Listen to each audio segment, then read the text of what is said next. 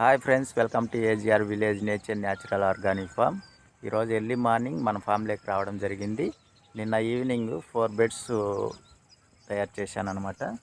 3.5 and 55 అడుగులు ఉండేటట్టుగా 4 బెడ్లు తయారు చేశాను. నైట్ వర్షం రావడం జరిగింది.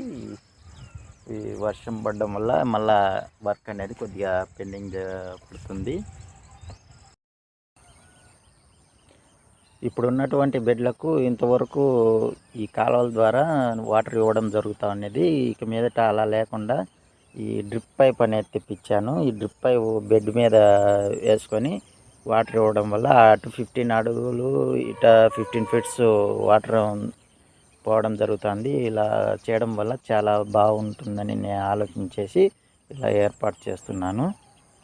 ముందు మనం వేసినటువంటి మొక్కలు కూడా ఇది మునగ చెట్టు అనమాట. అలాగే ఇది అరటి, ఈ చెరకు అనమాట. మధ్య మధ్యలో ఈ బీర చెట్లు అవి కూడా వేయడం జరిగింది. మునగ చెట్లు కూడా 2 feet ఎదగడం జరిగింది. ఇంకా 1 feet హైట్లోనే అరటి చెట్లు ఉండడం జరుగుతుంది.